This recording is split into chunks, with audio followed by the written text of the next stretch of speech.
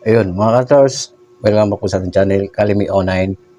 Binabati ko muna kayo ng Merry Christmas and advance Happy New Year, mga ka-Tours. Itong content ko ngayon ay para doon sa mga baguhan natin. Kasi marami na pong nagkaka-interest na magkolekta dahil po sa napapanood nila yung ating mga content na nagkaka-interest sila.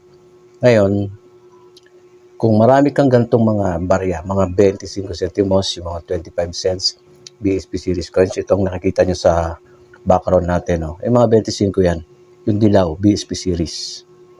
No, bali, ano yan dalawang series yan. Yung isa, non-magnetic, at yung sumunod ay magnetic. Kung marami ka yan, at sa tingin mo, pwede mo nang buuin, ito ang dapat mong gawin, no? Meron kasi akong ginawang design na layout, no? Sarili kong gawa, ako po ang gumawa, no? Kailangan mo to para diyan mo ilalagay yung mga 25 centimos mo. Kung ikaw ay baguhan pa lang, no? Kailangan mong buuin to kasi ngayon pa lang dapat ay makabuo ka na nito habang circulating pa, habang ginagamit pa. Kasi sa susunod, kapag pa-demonetize na yan, mahirapan ka nang makabuo, lalong-lalo na yung mga semi-hard to find dyan at may hard to find dyan. 2005, semi-hard to find. 2006, hard to find. Baka meron ka dyan.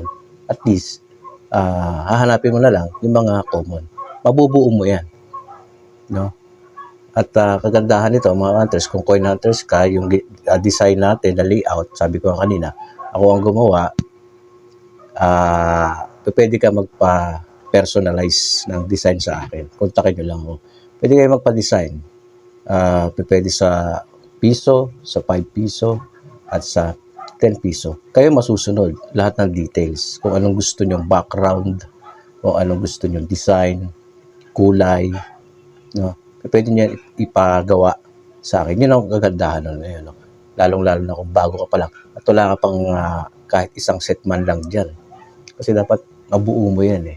Sabi ko nga habang circulating pa, habang ginagamit pa. Kasi pag di na yan ginagamit, lahat yan, maaaring bilhin mo na. Bibilhin mo na lahat yan.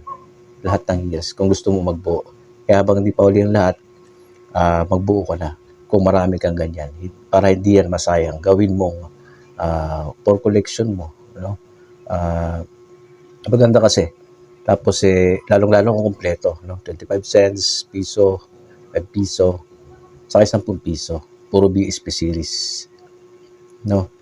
Yung dating design, may kasamang NGC. Ngayon, ina-advise ko na hindi na kasi magiging advisable sa susunod yun. Yung BSP na hinahaluan ng NGC series. Kasi yung NGC series, eventually, pagtagal, dadami na yan. So, hindi mo na pwedeng ihalo sa BSP series yan.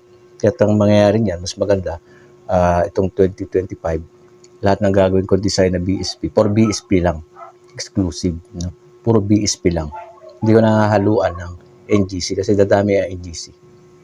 Sa susunod, magiging bukod-bukod na yan for BSP at NGC lamang. Ayun po ang mas maganda. No? Kaya kung nakabuo naman na kayo ng gano'n, may halong NGC, okay lang yan.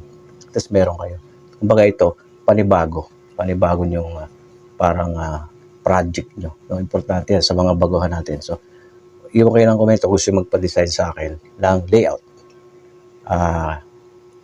Mas maganda yun, no? Kasi decide mo, ikaw ang masusunod. So, ayun, nahahabol ko lang no? Bago tayo matapos, iwan kayo ng comment dyan sa comment section at pag-uusapan natin. At ngayon pa lang, sabi ko ulit, magpa-customize ka na ng design. Kasi yung iba hindi alam kung paano magkakaroon ng layout. Ito na, ginawa ko na yung content. Kumbaga, good news yan sa inyo, ako mismo gagawa. So, comment, yung mga bago natin, mag-follow kayo dito sa ating page, ganoon din sa YouTube, mag-subscribe and follow po kayo. Ganito lang, maraming salamat mga hunters. God bless.